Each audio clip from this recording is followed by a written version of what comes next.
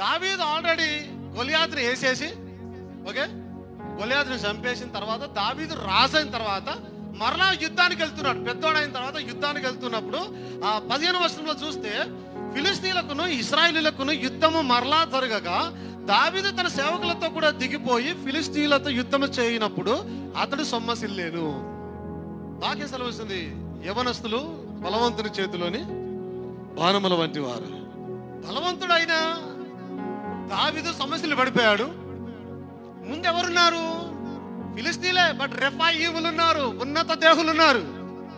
ఒక్కొక్కడు అంత దేవతా వృక్షం అంతా ఉండి అలాగనే వస్తూ ఉన్నారు, ఉన్నత దేహులు. దావీదు రాజు ఏమయ్యాడు? సమస్యలు పడిపోయాడు. ఇప్పుడు ఏం చేయాలి?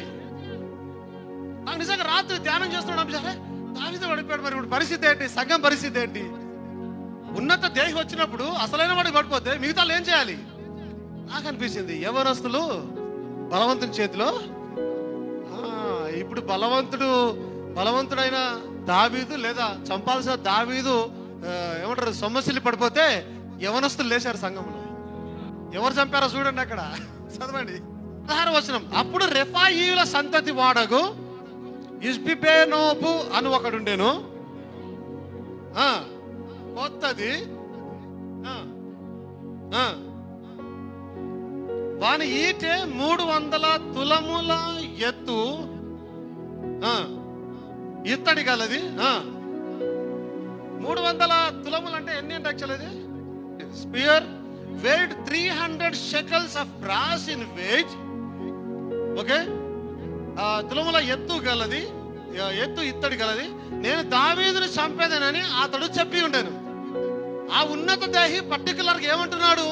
మేబీ గొలియాతును చంపినందుకు ప్రతీకారముగాను, వాళ్ళ సంతానమేది. ఎవరు చంపుతాడు? ఇప్పుడు దావీదుని టార్గెట్ చేసుకున్నాడు, దావీదుని చంపుతానని ప్రతిజ్ఞ చేశాడు వాడు అని చెప్పి ఉండను. సెర్యా కుమారుడైన అబీషై రాజును ఆదుకొని ఆ ఫిలిస్తీని కొట్టి చంపాను. ఎవరు చంపారు? రాజు చంపలే, ఇప్పుడు దావీదు చంపలే. ఎవరు చంపారు? సంఘములోని ఒక యవనస్తుడు వేసేసినాడు. ఎవరు వేసినాడు? ఆ పేరేం పేరు? ఇష్బిబేనోబా. ఆయన ఎవరు? ఉన్నత దేహి. ఆయన జాయింట్ అయి ఉన్నాడు, చాలా ఉన్నతంగా ఉన్నాడు. ఇప్పుడు చాలా జాగ్రత్తగా గమనించండి, దావీదు ఒక్కడే చంపడము కాదు, బలవంతుని చేతిలో ఉన్న బాణములు కూడా అలాగే చంపుతాయి. యాక్చువల్లీ మహిమకలను గాక.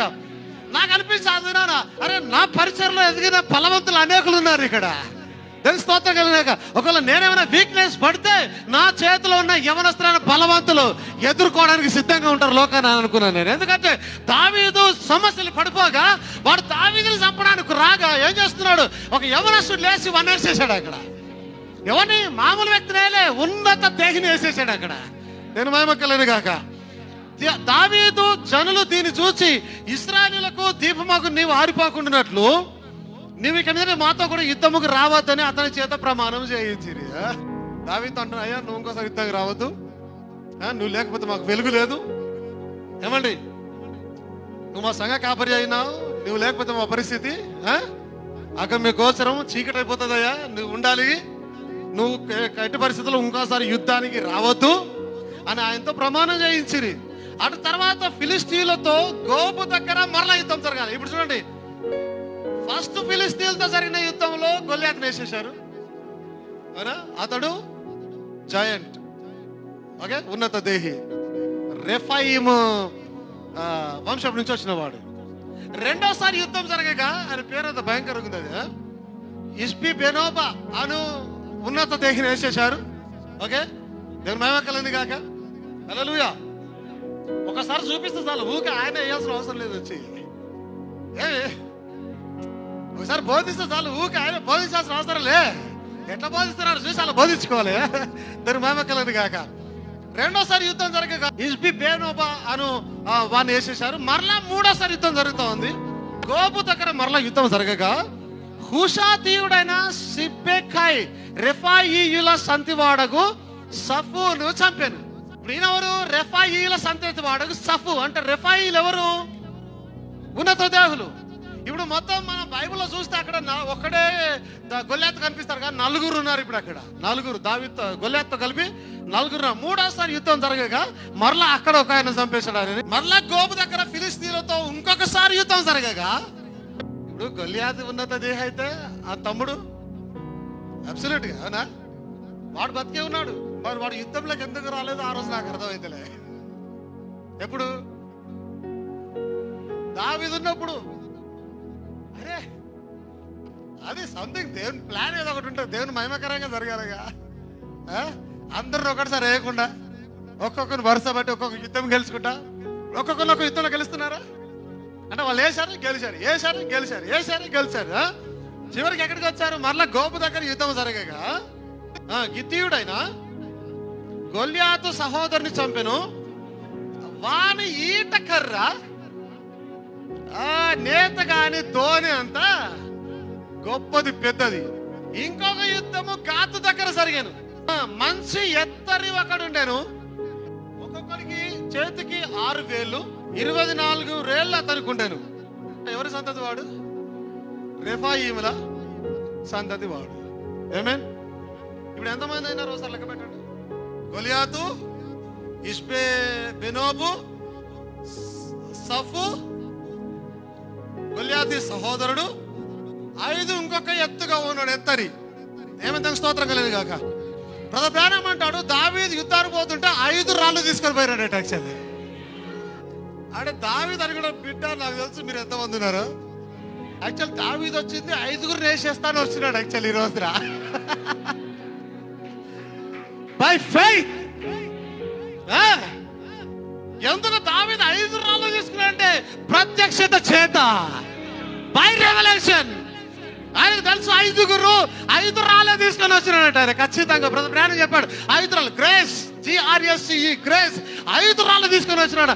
5 ఎందుకు తీసుకొని వచ్చినాడంటే 5గురు గొల్లియాతుల కొరకు.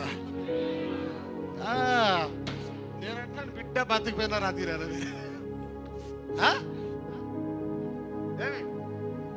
దావీదు బహుశా దావీదు వేసి రప్పర్ వేసేసి మళ్ళా రాయి పెట్టి మళ్ళా ఇంకోటి ఎక్కడ ఆడెక్కడాడు సఫుగాడు ఎక్కడ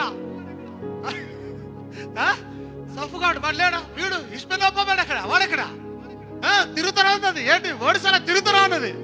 లేరు రాయన అయిపోయినారు లేదు తీసుకొచ్చారు రాళ్ళు తీసుకొచ్చారు బుల్లెట్స్ వచ్చాయి తిన ఏసాలు ఎట్టు పరిస్థితులు ఎక్కడ దేవుని మహిమ కలుగును గాక. హల్లెలూయా. పరిశుద్ధాత్మ చేత నింపబడి దావీదు ఊగిపోతూ ఉండొచ్చు. ఏసేస్తాను ఈ దినాన వాళ్ళ ఎట్టి పరిస్థితుల్లో నా చేతిలో చచ్చి తీరాల్సిందే ఈ దినాన. ఎక్కడున్నారో చెప్పండి. అందరూ లేదు అయిపోయిన వాళ్ళు ఎవరు లేరు ఒక్కడే ఒకసారి జనాన్ని వేసేస్తాను ఊగిపోతున్నాడు పరిశుద్ధాత్మ చేత నింపబడి. వేసలాడు వెళ్ళిపోయి వానికి అటగానే తీసి వానికి అటగా వాని తల నరికి తలను తీసుకొని పోతా ఉన్నాడు. దేవునికి మహిమ కలుగును గాక. హల్లెలూయా. నువ్వెంతెత్తుంటే నాకేందయ్యా నీకన్నా ఎత్తైన వాడు స్తోత్రం కలిగినాక నా దేవుడు ఉన్నాడు. ఆయన సియోను పర్వతం వల్ల ఉన్నాడు. ఆయన ప్రైజ్ ది లార్డ్. హల్లెలూయా. నా దేవుడు ఉన్నత దేవుడై ఉన్నాడు. ఆయన నామము ఉన్నతమైన నామమై ఉన్నది. ప్రభువైన యేసుక్రీస్తు అనే నామము లోకమంతట్లో ఉన్నతమైన నామమైనది, బలమైన నామమైనది. అది ఎవడొస్తాడో రండి కలిగి చూద్దాం. అది నారా